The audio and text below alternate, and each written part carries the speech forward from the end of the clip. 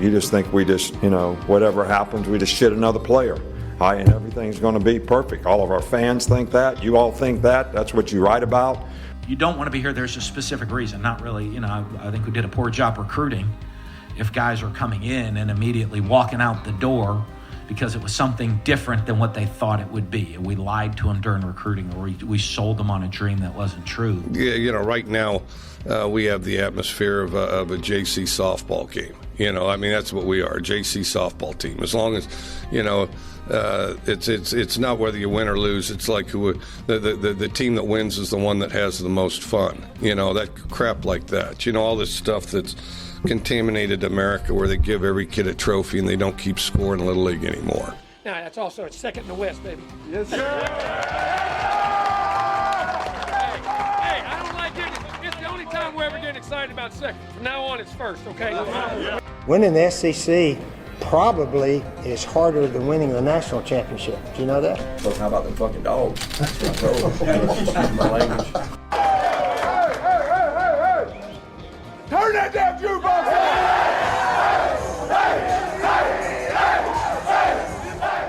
Hey, buddy, this beer's for you, Mike, and Cousin Shane. That SEC podcast loves the Pirate, and the Pirate loves that SEC podcast. Hail State. Welcome in the latest episode of that SEC podcast. I'm your host, Michael Bratton. I go by SEC Mike on Twitter. And flying solo once again, Cousin Shane still on a birthday bender if I had to guess. But don't worry, hey, I've got a tremendous guest lined up. First time, had him on the program, Matt Zenitz, formerly of AL.com. Now he's with On3 Sports. And if you're not following On3 already, that's going to be a name to know this fall. That's the new football outlet headed by Shannon Terry, who, of course, founded 24/7 Sports. And he was the head of Rivals for years and years. So, hey, we'll get all into that with Matt here in a minute. I think you guys are really going to appreciate a lot of the insight he brings to the program. But before we get into that, it's actually a good thing Shane's not here, because he hates, oh man, does he hate to get tagged on these arguments. We're going to start one here in a little bit, because I got quarterback rankings going into SEC Media Day, something to argue about. 13 of the 14 fan bases are going to disagree with these rankings, but hey, it's all in good fun. And I'm ready to talk some SEC football heading into SEC Media Days here. But before we get to that, couple of quick items here. Speaking of quarterback rankings, Ed Orgeron was recently a guest on Sports Talk on WWL in Louisiana, talking the quarterback competition. And I don't know, he may have let the cat out of the bag a little bit here. He's asked about, how things are progressing going into the season. Let's jump over to Coach O, and then we'll discuss it on the other side. Now, Coach O, obviously fans asked me, I said, I don't know, let him compete and see who's going to win the job. They go, who's going to be our quarterback? And I say, I think that Coach O's taking the approach that the big eye in the sky don't lie. You evaluate each practice, whether it's in the spring or the fall.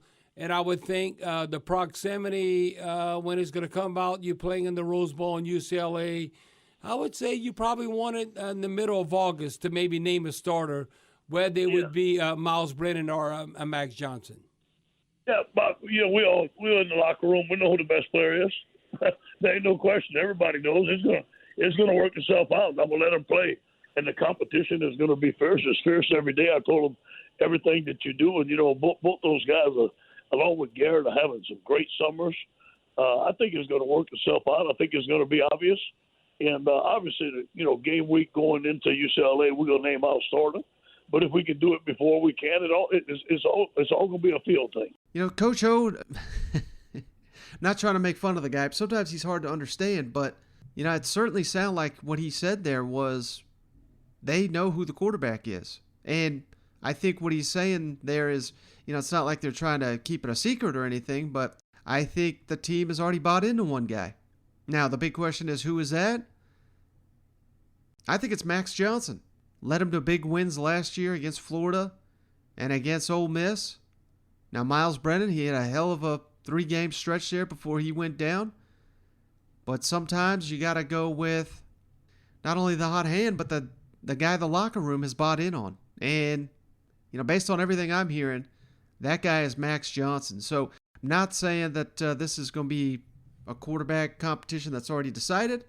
I think Coach O will certainly, as he indicated there, they'll let it go into camp and see how it plays out. But at this point, I would be a little bit surprised if it's Miles Brennan. You talk to people like SEC stat cat Clark Brooks, notes that Miles Brennan, arguably the most accurate passer in the SEC. So let's not totally rule him out. He's got talent. He's got the arm. I feel bad that he waited for years and years and years, and he finally got his opportunity. He came in and he was outstanding, but not his fault he got hurt.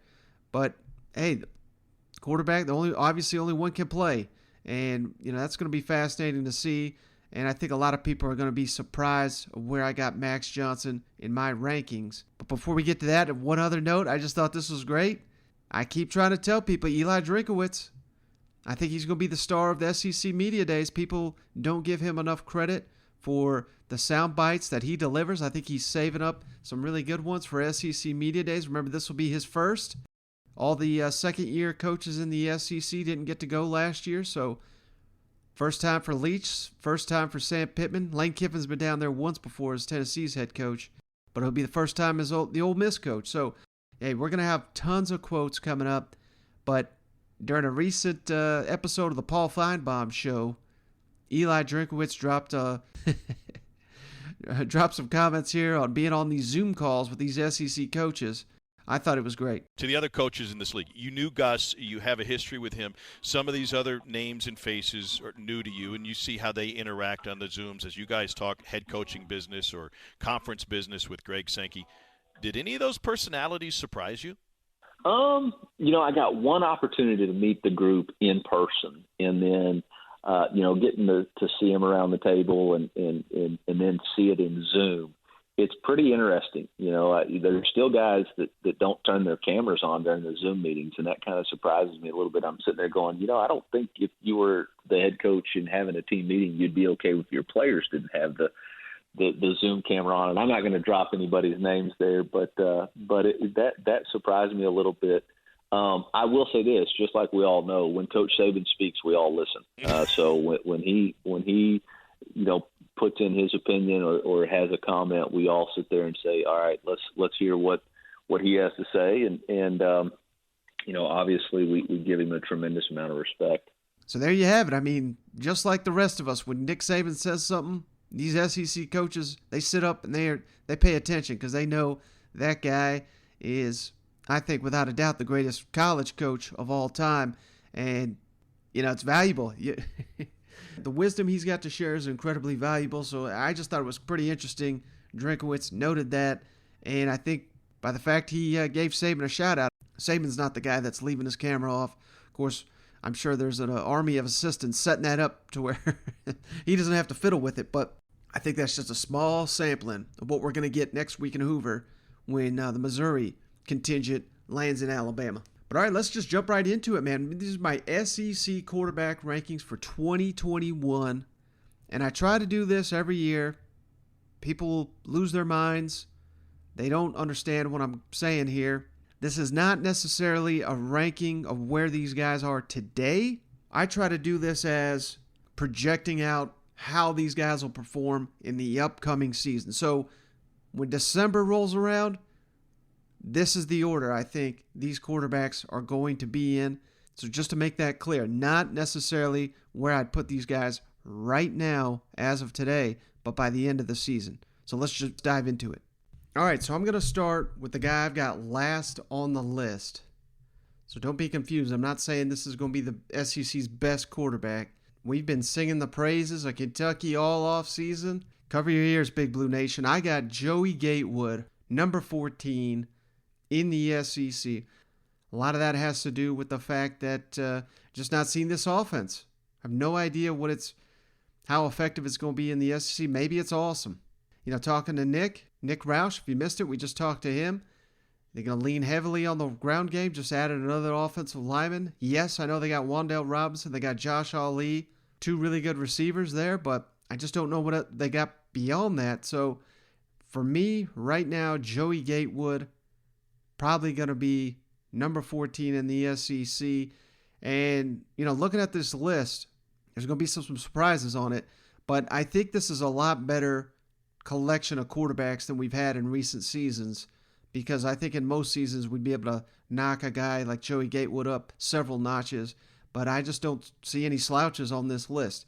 And next up, number 13, Luke Doty, South Carolina. He certainly had some flashes last season. I don't think it was fair to him to kind of get pushed into the lineup there late in the season after, if you recall, he started the season as a receiver. But they had to make a change. Colin Hill wasn't getting it done. Helinski wasn't getting it done. They needed a spark, and he was able to provide it a little bit of one there against, I believe it was Missouri, second to the last game of the year. But it seemed like they kind of figured him out. And then the last game of the season was just a nightmarish performance. Again, I don't put that on him. Hell, the coach had already been fired. It was a lame duck. Mike Bobo was there as the interim coach. Now we got a new offensive system. But similar to Joey Gatewood, I don't know how much we can trust Luke Doty's arm, and I don't know if he's got the weapons around him to consistently showcase that in the SEC. Maybe in the non-conference he could really have a field day in this Marcus Satterfield offense, potentially.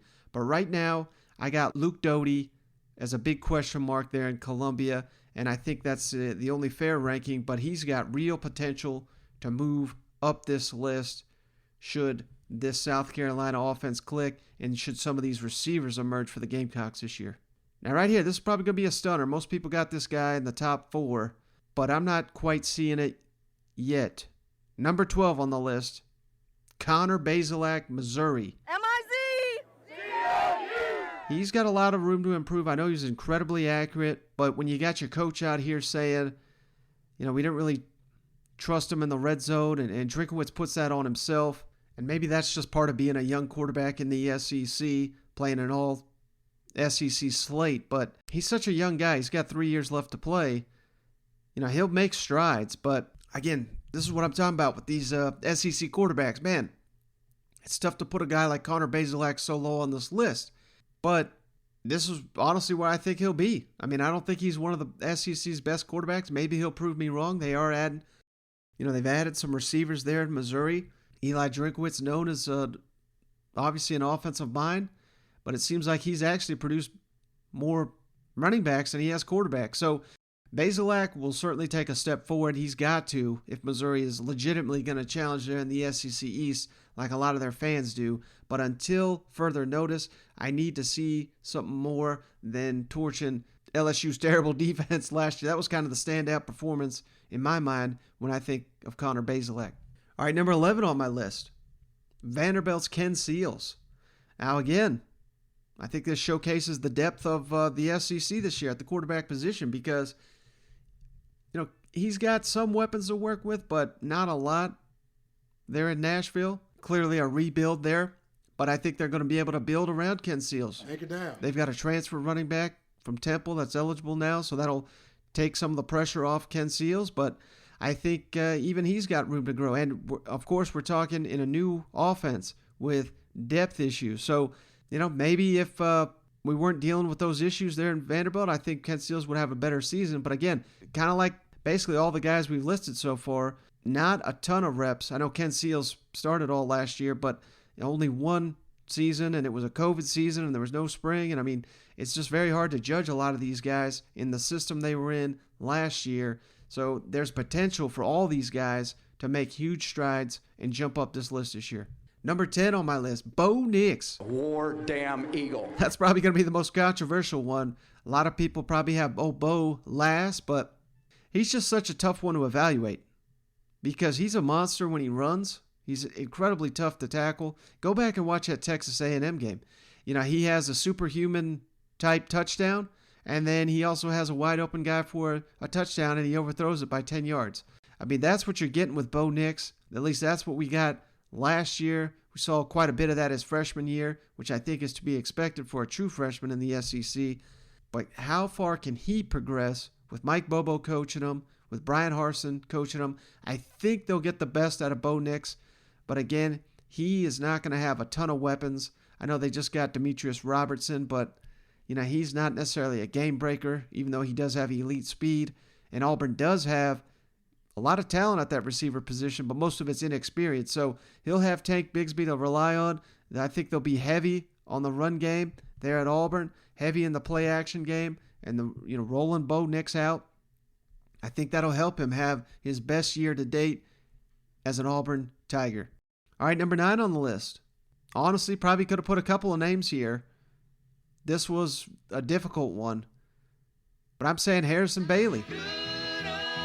And I got no idea if he's even going to be the starting quarterback. The fact that I thought it was going to be Hendon Hooker, and it still may.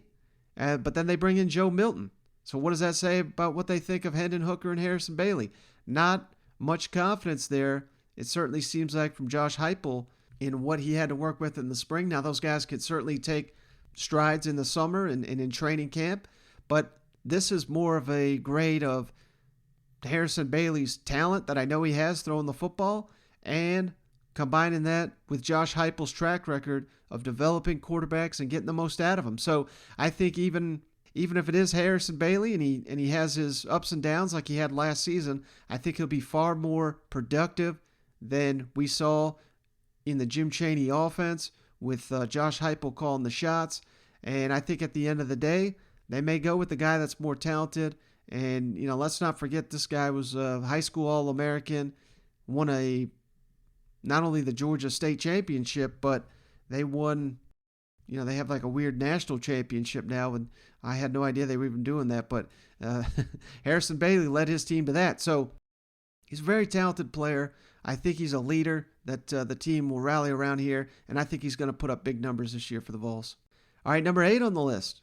I think this guy's going to be one of the most improved players in the entire SEC.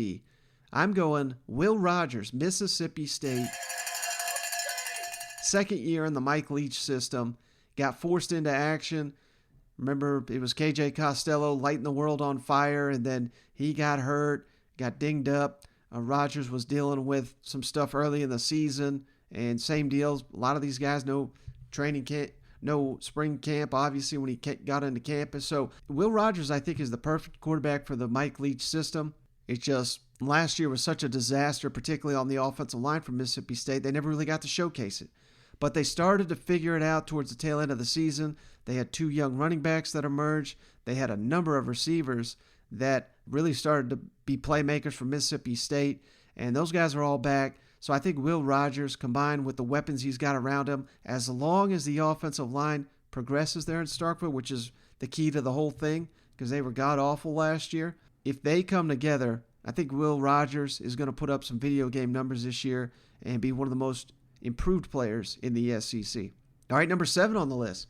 This guy's tough to peg. Not a huge fan of him personally, just based on what I've seen, but it's his time to shine. Emory Jones, number 7. Dan Mullen's latest quarterback. This is kind of a vote of confidence more than anything on Dan Mullen. We know Emory Jones is an elite runner, and they've been praising his arm, but I've yet to really see that in action on the field consistently in the SEC. So had I seen that, maybe I put Emory Jones a little bit higher. But I think Florida's going to rely on the ground game. Certainly, I'm sitting here putting Emory Jones number 7, so he's not going to be a bad player. He's not going to be a liability by any means, I don't think. But I think he's one that could slide down. But at the same time, if he makes that huge jump, if he's the next great quarterback for Dan Mullen, hell, maybe he's near the top of this list. So that's kind of why I'm saying it's so hard for me to place him. I'm putting him right there in the middle. He's got the potential, he's got the talent, and he's got the team around him. One thing that could potentially hurt him is the fact that Florida's lost so many great receivers this offseason, but they're going to have a ton of running backs, and I think it's going to be more ground and pound there in Gainesville this season. All right, number 6, this is a complete wild card. I'm putting my faith in Jimbo Fisher to develop Hayes King, number 6 on the list. I think he's going to have a big year, and he is just surrounded by talent. Again, kind of similar to Will Rogers. They need the offensive line to come together with 4 new starters. Of course, the one returning starter they got is potentially an All-American in Green. So they've got nice pieces to build around. And the offensive linemen that they got coming up, it's not like these guys are, 4 one-stars or anything. I mean, a lot of these guys are elite prospects. Some of them they have some good experience. So if the offensive line gels and Hayes King is as good as I think he can be, Texas A&M is going to be one hell of a team next year. May contend once again for a college playoff berth. I think Aggie fans in Hayes King's first year as a starting quarterback, I think they'd take him being the SEC's number 6 quarterback in the SEC. All right, the top 5 here. Number 5, Bryce Young, Alabama. Roll Tide! It's hard to ignore all the hype and all the talent he's going to have around him. He looked outstanding in the spring game. Of course, Alabama was without, some of their star pass rushers in that game. And I don't think from what we've seen so far from Bryce Young, it's not fair to say he hasn't lived up to the hype because he's not really gotten the opportunity. But as I watched him, I've not said, wow, this is the next great Alabama quarterback. But I said the same damn thing about Max Jones. And look what happened there. So Bryce Young, he's got all the talent in the world. We know that. He's going to be surrounded by a ridiculous amount of talent. New offensive system, new offensive line coach, 3 starters on the offensive line, new receivers across the board. Outside of John Mechie, who was outstanding last year. So he's already got his go-to receiver. They got a very talented and deep running back core. Alabama's offense will be good. I just don't think they'll be world beaters. That's part of the reason why I got Bryce Young, number 5. All right, number 4, I've been singing this guy's praises all off season. KJ Jefferson. Woo pig! I think the Razorback fans would be thrilled if KJ is that good of a quarterback this season in the SEC. And, based on what we've seen, I think he lives up to the hype. I mean, this guy from the first time he's taken the field for Arkansas, the game wasn't too big for him. That performance last year against Missouri was outstanding. I know they didn't get the win, but that was more on the defense than anything. Wasn't able to get that stop against Missouri. I think KJ Jefferson is maybe even a little bit more of a fit for that Kendall Briles system than Felipe Franks was. He can run, he can pass, he can do it all. He's got the deep ball. I think Arkansas is poised to be one of the most improved offensives in the entire SEC, going to be led by my man KJ Jefferson. All right, top 3. Now we're getting into, potential All-Americans here. Number 3, JT Daniels, Georgia. Poised for a huge season, coming back to Athens, entering the season as a starting quarterback in Athens. Should be huge after spring and training camp. And I know George Pickens went down, but those that know the Georgia roster know they're absolutely loaded at the receiver position. So it hurts to lose your number 1, but hell, they got about 5, 6, 7 quality targets. And hell, don't forget they added Eric Gilbert and Darnell Washington. That's going to be, I know they're saying Gilbert's going to be a receiver. But if they put those guys out on the field at the same time at the tight end position, I don't know how in the hell anyone's going to stop that. So I think JT Daniels will also put up some ridiculous numbers. I think the only thing that could potentially hold him back is that defense and Kirby Smart. They may want to play it a little conservative at times, not run their defense ragged because they're looking at trying to win the SEC, trying to win the national championship. And I just don't think these Saban assistants have it in them to let loose the offense full throttle. They'll go high gear here, but I don't know if they'll go full throttle. Otherwise, maybe I'd have JT Daniels in the top 2. All right, this may be the biggest stunner here. Kind of teased it with those Coach O comments. Max Johnson, Go Tigers. LSU, number 2. This is kind of the biggest leap of faith I'm taking on this list. But I just think that with all the pieces LSU's got returning, their offense is set to explode. We'll get to our interview here with Matt Zenitz here in just a minute. But hell, he's saying if Josh McDaniels would have taken the Colts job, head coaching job, they were going to name Jake Peetz offensive coordinator. So, we got a quality offensive coordinator here. We're running the Joe Brady system. And it's not only Peetz, but they're bringing back DJ Mangus, the passing game coordinator. They brought back Jorge Munoz, who was an analyst under Joe Brady, who Joe Burrow's out there. When he was winning his Heisman, he's credited Munoz for helping him all season. This is the type of thing Max Johnson's got in his corner this year with all the weapons they got. I think Max Johnson is going to put up some insane numbers. He's got huge breakout potential, in my opinion. And then, of course, number one, the only guy I've not mentioned here, Matt Corral, Ole Miss. Ole Miss. He's going to be ridiculous this year. I was a little worried. Elijah Moore off to the NFL. He was so damn good last year. And then here they go and add Jalen Knox. And that's not to necessarily compare Jalen Knox to Elijah Moore, but he fits that role there in Oxford that they'll be missing. And essentially everyone else is back. So I think in year 2, under Jeff Lebby, under Lane Kiffin, going into this system, Matt Corral will be more comfortable. And my God, if I got to face Ole Miss this year, I'm scared to death if I'm an SEC defensive coordinator, because they are just going to absolutely light up the scoreboard. Matt Corral is going to be the SEC's best quarterback. Now that I've put my SEC quarterback rankings out there, I'm sure we'll have no disagreements on the social media. We'll put that graphic out, and I'll make sure to tag Shane on it just so that you guys know that he's still kicking out there. But that's enough of me spieling on here. Let's kick it over to our interview with Matt Zinich of On3 Sports. Well, we're pleased now to be joined by Matt Zinich, the senior national college football reporter for On3 Sports. And you got to give him a follow if you're not already at mzinich on the Twitters. Matt, thanks for joining me. I really appreciate you. And it's no problem at all. I appreciate you having me. It's kind of a running joke between us and the media landscape, but man, you are all over just any and all transfer portal news. It seems like whenever whether it's the SEC or just all around college football, you are one of the main ones breaking that news. So it's kind of interesting that you kind of jumped into the portal yourself there with On3 Sports and teaming up with Shannon Terry. Can you give us some insight on what exactly you're going to be doing this year with On3 Sports and your decision to make that jump? Yeah, so I had spent the last 6 years at AL.com. It was a great situation there. Some of my closest friends in this world have worked with me at AL.com.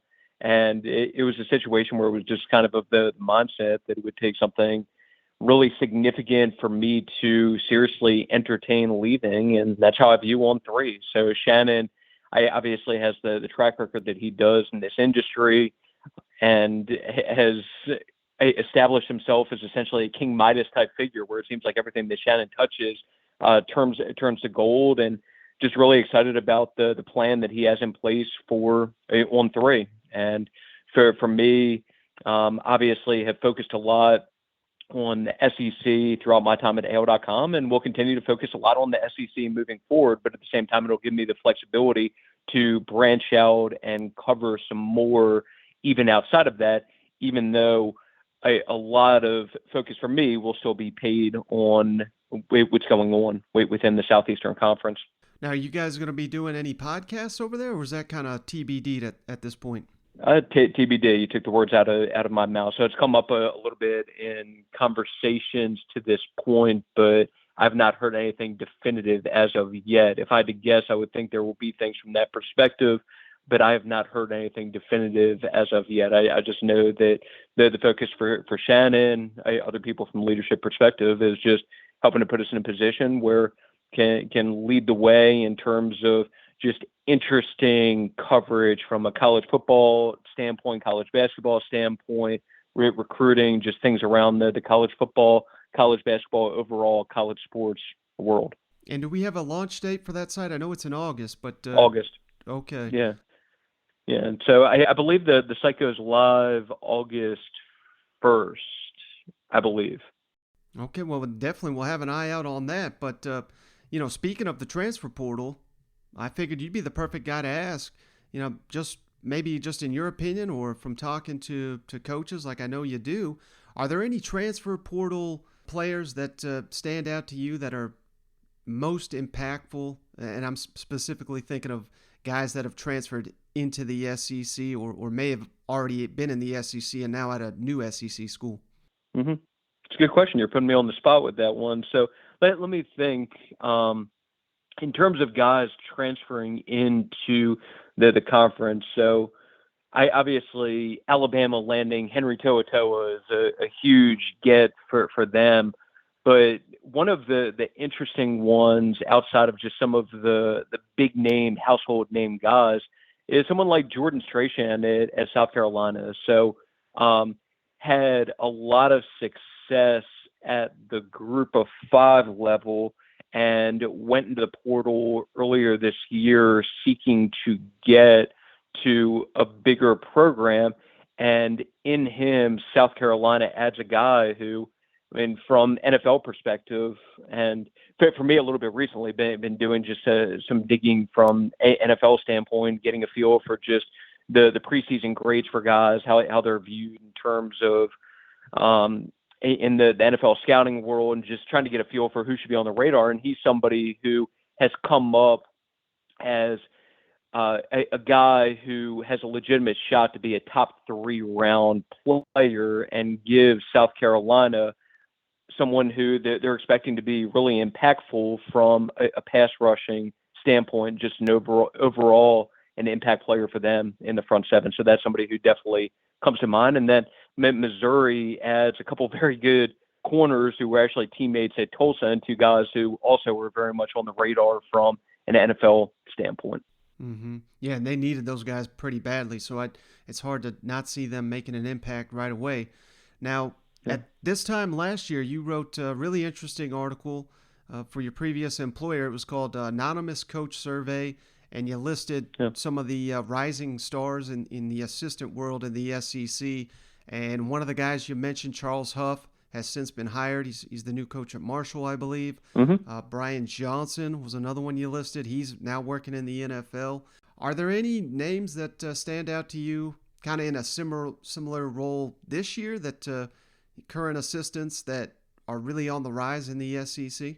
So that's a great question. It's funny that you bring that up, because I actually started the process yesterday of putting together something similar for one of my first projects with On3. So going through the process right now of doing some digging on that, where that project last year, I talked to different people in the coaching world, combination of head coaches, coordinators, people from an administrative perspective to get their feedback, since their feedback carries a lot more weight than mine does, just on guys that would warrant or were deserving of just being mentioned in that kind of category. So that's something that I'll probably have a better feel on come a week from now compared to today. But that's definitely one of the first things that will be a project of mine for On3, that looking to have ready to go for when we do launch in August. I know that's not necessarily the answer that you were looking for, but I should have a better feel on some of those names that should be on the radar for everyone for this year come next week, compared to just where I am on that today. But actually, I'll give you a couple. So, I mean, one of the guys who was mentioned in there last year was John Sumrall from Kentucky.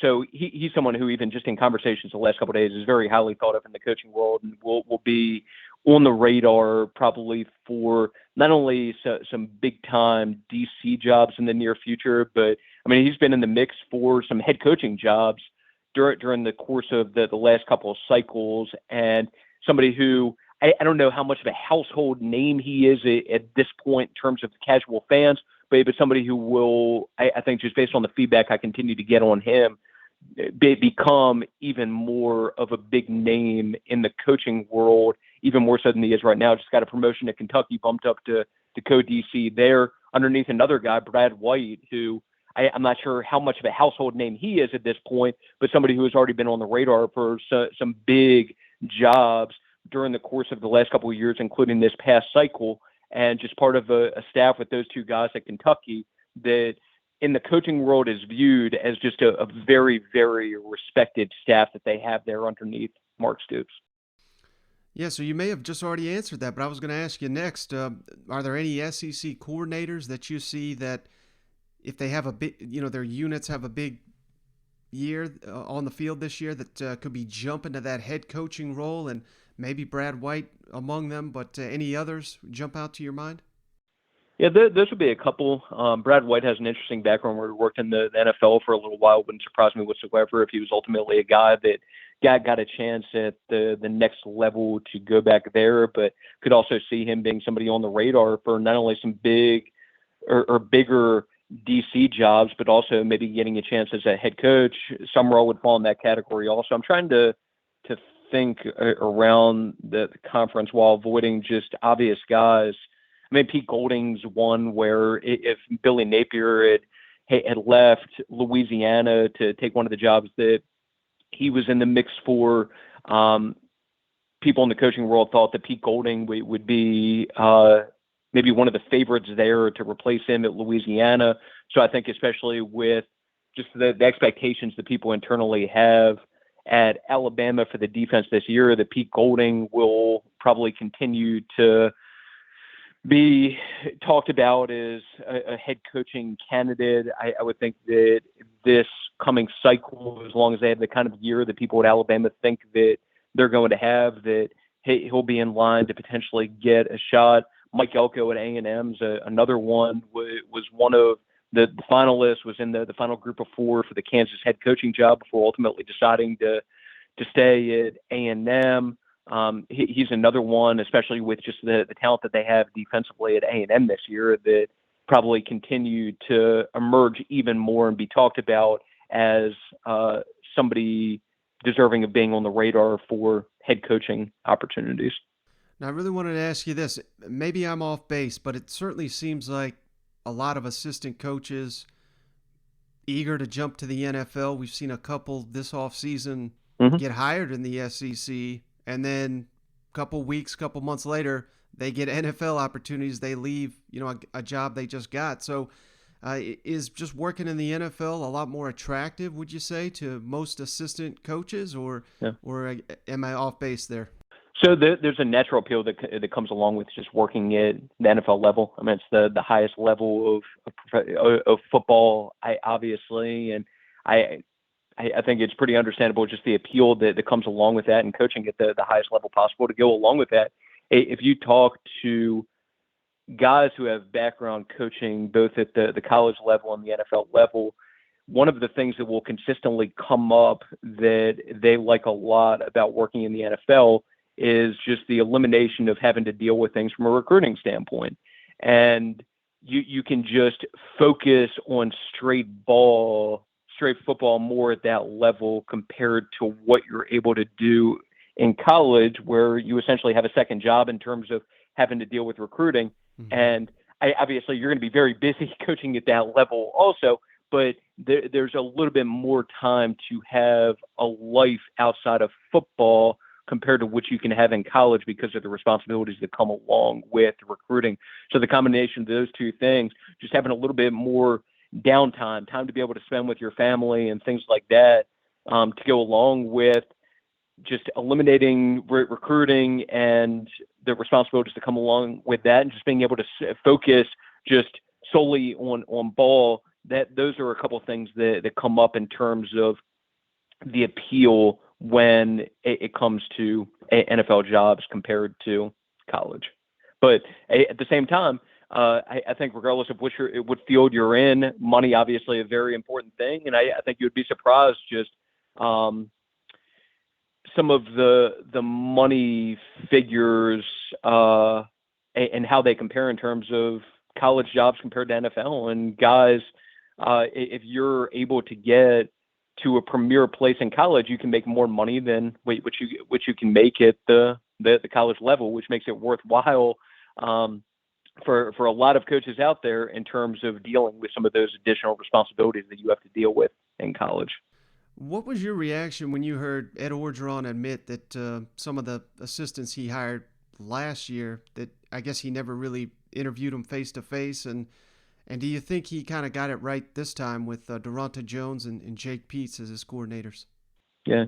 So Jake Peetz is a highly thought of guy, obviously has a background, both college and NFL, has history working at Alabama a couple different times, and somebody who obviously got an endorsement from somebody whose opinion carries weight in LSU building in terms of Joe Brady. But just go back a little bit further for him. If Josh McDaniels had taken, I want to say it was the Colts job a couple of years ago, Josh thought highly enough of Jake Peetz at that point that Jake would have been his offensive coordinator then. So he is not an unknown by any means in the coaching world, and somebody who has established a good reputation for himself. Durante Jones, obviously it was an interesting process with LSU finding their DC, and had missed on some guys that they were targeting for that spot, including Marcus Freeman, who ultimately chose Notre Dame over LSU. But with Durante, they feel like they got somebody who's going to help them take a step forward defensively. And fortunately for him, I mean, regardless of how great you are in terms of defensive mind or as a defense coordinator, it's always very important, obviously, to have talent to work with. And that's something that LSU will definitely have defensively this year, which will help him as a first-time DC. What are your thoughts on Bill O'Brien working at Alabama? Do you think that will be a seamless transition from some Steve Sarkisian? Because it certainly seems like they are not very similar in my mind. So there were some growing pains during the spring, which, I mean, is to be expected to a certain degree when not only are you changing offensive coordinators, but you're replacing, what was it, 3 of the top 5 finishers in terms of the Heisman Trophy running, including the Heisman winner himself. I would say just factoring all of that in is to be expected a little bit that there would be some growing pains, but hey, that's another one where I mentioned with Durante Jones. Fortunately, he has a lot of talent to work with. I would say the same thing about Bill O'Brien. And the good thing for him, even though they lose some of the key core pieces from last year's Alabama offense, they are far from devoid of talent. So Bryce Young showed some flashes during the course of the spring that just served as further confirmation of why he was as highly ranked as he was coming out of high school, that they have a deep group of running backs with Brian Robinson as an established guy that they're optimistic about to go along with some younger players, including Jace McClellan, Roydell Williams, who have both shown some flashes behind the scenes. And when they got some opportunities last year in reserve duty, and they're going to very much factor into that running back competition also, but a deep group that they feel good about. And then, hey, as some other guys like John Mechie, Evan Neal, then along the offensive line, guys that will be among the next crop for them in terms of probably early round NFL players. Do you think Texas A&M has the talent to win the SEC? Now, again, I'm not asking you, if you're picking them, but do you think they've got the pieces in place and I guess the coaching to go with it to have the team that could make that type of run? Texas A&M is going to be one of the more interesting teams on a national level this year. The biggest question for them is just what they're going to get out of quarterback position. But if they can get good, consistent play out of that position, they're going to be very, very dangerous, not only in the SEC, but on a national level. So I mentioned the NFL stuff earlier and just doing some digging recently to get a feel for just what the perception is of guys going into this year from an NFL draft standpoint, who should be on my radar and things like that. There are a lot of guys on A&M who are very much on the NFL radar for the 2022 NFL draft. They are loaded with talent. It's largely just going to come down to what they get out of the quarterback position. But outside of the quarterback position, they're pretty well stocked, as I'm sure you know already. Which first-year head coach in the SEC do you think did the best job putting together a staff? Of course, we got new coaches at Auburn, Vanderbilt, Tennessee, and South Carolina. Yeah, I mean, I think all of those guys, it seems like, feel good about the staffs that they were able to put together. I know Shane Beamer dealt with some complications while going through that process that were kind of unforeseen in terms of having to replace some guys or fill some spots that wasn't expecting to ultimately have to fill or make additional hires for. But all 3 programs right now, it seems like all 3 head coaches feel good about the staffs that they have in place. And I know from like Auburn perspective that Auburn was able to get some guys who very respected in the coaching world. So from a coordinator perspective, have Mike Bobo, Derek Mason, obviously people in the SEC world are very much familiar with, and then has some rising star type figures like Zach Etheridge working with the DB group, who has been an important factor for them in terms of some of the guys that they've gotten from a recruiting standpoint, including transfer portal type guys. And it's just a nice mix for them in terms of guys that Brian Harsin had pre-existing relationship with, that he was comfortable with, mixed in with coaches who have history with Auburn and also just with the SEC and specifically recruiting in the South. So it was important going into the process for him to find that nice mixture, and I think he was ultimately able to accomplish that. All right, last question for you, Matt. So expectations sky high there in Athens. A lot of people talking, SEC contenders, college football playoff contenders, but how much pressure is going to be on Kirby Smart if somehow he fails to win the SEC East? Because I think Florida is a dangerous team this year. So could you just imagine the backlash there in Athens if Georgia does not win the East? Well, the thing that I can say about Georgia is it's completely understandable why they are viewed how they are going into the year in terms of being the clear favorite to win the SEC East.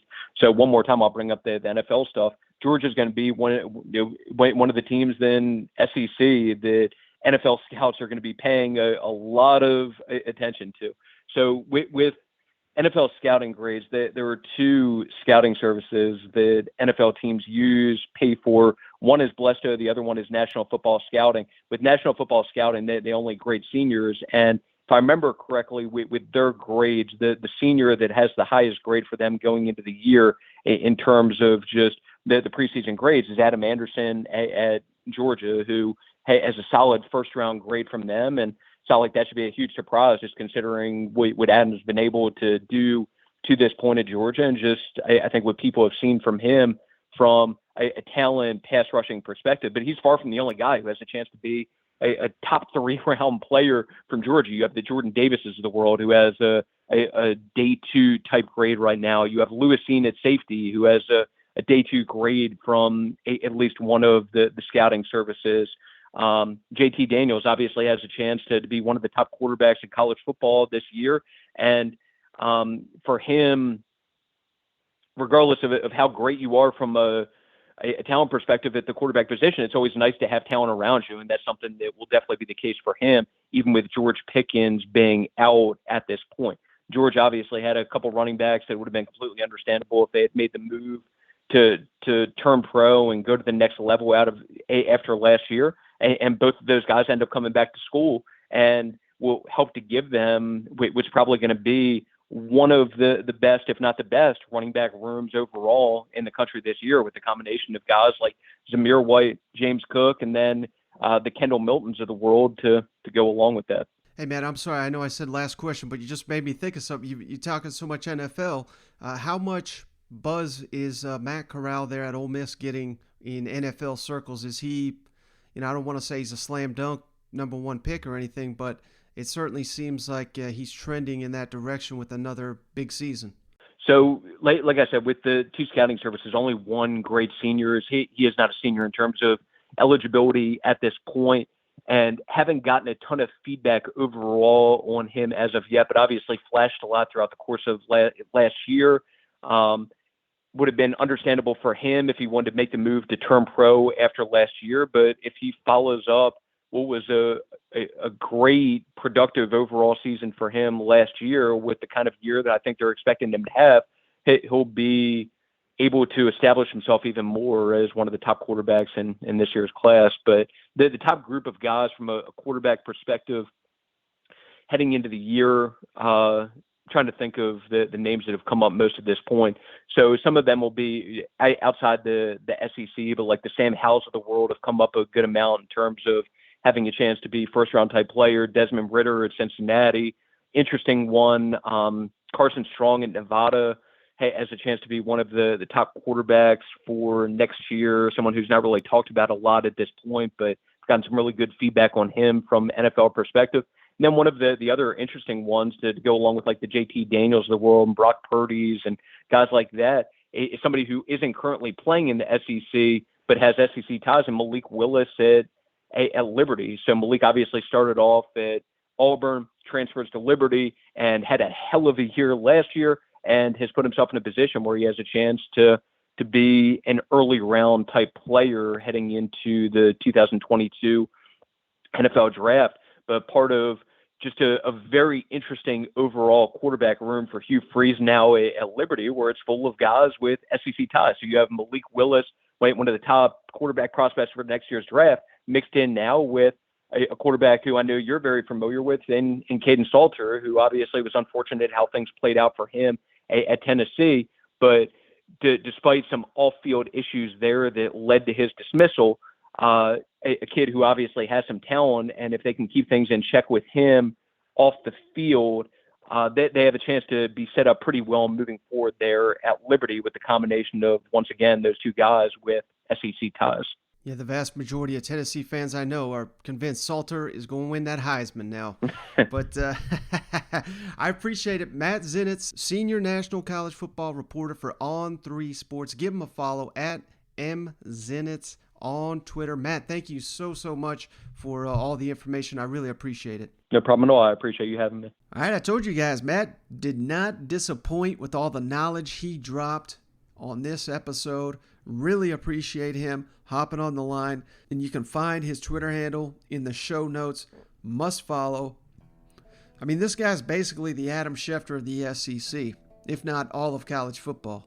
I mean, that's probably his destiny one day. He's going to be the guy that replaces Adam Schefter because he's got so many connections. He's breaking so many stories in the SEC and college football. I cannot wait to see what they've got cooked up at On3 Sports this season, their debut season. They've hired Ivan Maisel, one of my favorite college football writers, Chad Simmons, the outstanding recruiting analyst, Nikki Chavanel, who covered Arkansas recruiting for a number of years. Now she's with them.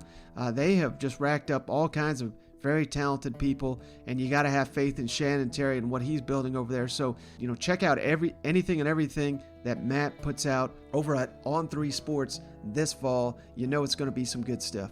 That's all we got on this one. Hope you guys appreciated 2 pods, back-to-back days, 2 outstanding guests talking some SEC football as we inch closer to SEC Media Days. Don't forget that's going to be coming Monday through Thursday. That's going to be one hell of a time, and there's going to be so much information dropping. So looking forward to that. But hey, that's going to do it for this one.